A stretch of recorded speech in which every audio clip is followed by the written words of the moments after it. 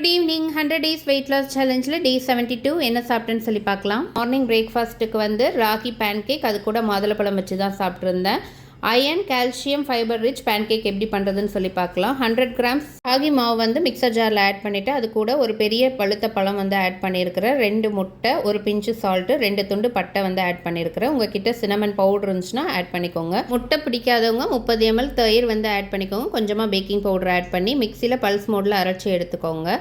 தவா சூடானதும் 1/4 teaspoon butter add பண்ணியிருக்கேன். உங்களுக்கு வேணும்னா நீங்கள் வந்து நெய் அப்படி இல்லைன்னா தேங்காய் எண்ணெய் கூட ஆட் பண்ணிக்கலாம். மாவை நல்லா ஊற்றி ஒரு மூடி போட்டு ஸ்லோ ஃப்ளேமில் 2 பக்கமும் வேக வச்சு எடுத்திங்கன்னா 10 நிமிஷத்தில் உங்களோட பிரேக்ஃபாஸ்ட் வந்து ரெடி ஆகிடும். லஞ்சுக்கு 3:30க்கு கொஞ்சமாக சாதம், சாம்பார், வெண்டைக்காய் பொரியல், 2 பீஸ் சிக்கன் வச்சு சாப்பிட்டு லஞ்ச் சூப்பராக ஃபினிஷ் பண்ணிட்டேன். ஈவினிங் 5:30க்கு ஒரு 250 ml சாத்துக்குடி ஜூஸ் வந்து குடிச்சிருந்தேன். அதுக்கு கூட வந்துட்டு ஒரு டீஸ்பூன் வந்து சியா சீட்ஸ் ஒரு 1/2 hour தண்ணியில் ஊற வச்சு ஜூஸில் ஆட் பண்ணி எடுத்துக்கிட்டேன். சியா சீட்ஸில் வந்துட்டு அதிக அளவு ஃபைபரும் ஒமேகா 3 ஃபேட்டி ஆசிட்ஸ் இருக்கிறதுனால உங்களோட கட் ஹெல்த்துக்கு ரொம்ப நல்லது. நீங்கள் டெய்லியும் ஒரு டீஸ்பூன் எடுத்துக்க ட்ரை பண்ணுங்கள்.